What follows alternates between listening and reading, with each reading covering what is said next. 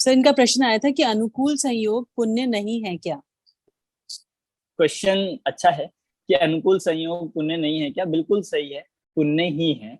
ऐसा नहीं कह सकते हम कि पुण्य नहीं है, क्योंकि पूरे जिनागम में इस तरह के कथन मिलते हैं।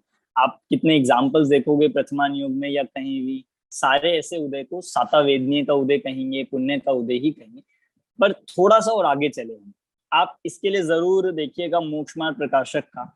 टोडरमल जी ने जहाँ सातावेदनीय मतलब वेदनीय कर्म की बात कही, उसकी अवस्था बताई, तो वहां इसको थोड़ा सा और मेंशन किया है।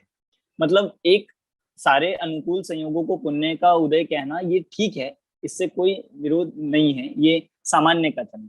पर इसमें और हम आगे चल के एक नेक्स्ट स्टेप ये कहेंगे, अगर उस अनुकूल संयोग में आपके परिणाम मतलब आप सुखी नहीं हो, एक लौकिक सुख की भी बात कर रहे हैं, अगर वैसे सुखी नहीं हो तो वो पुण्य का उदय नहीं है।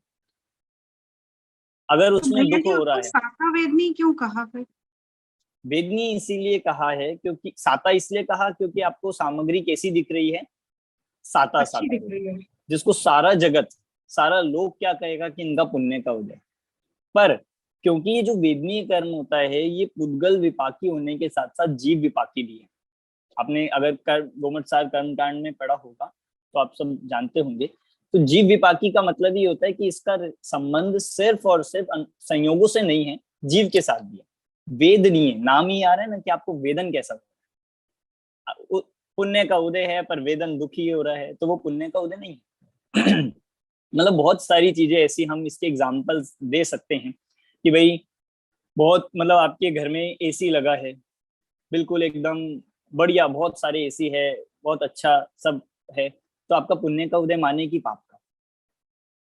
भाई एसी लगा है, किसी के पास तो होता नहीं है, तो जिसके पास नहीं है उसको देखकर अगर हम कहेंगे तो ऐसा लगेगा कि भाई पुण्य का उदय। पर आपको उसमें ठंड लग रही है, आपको उसमें अच्छा नहीं लग रहा है, आपको बहुत ज्यादा दुख हो रहा है, तो अब वो एसी जो लगा हुआ है वो अनुकूल संयोग है ना। अनुकूल होने पर भी अगर आपको अनुकूलता का वेदन नहीं हो रहा है तो वो पुण्य का उदय नहीं कहा जाएगा। इस तरह से हम सब एग्जाम्पल्स लगा सकते हैं, पाप पे भी लग जाएगा।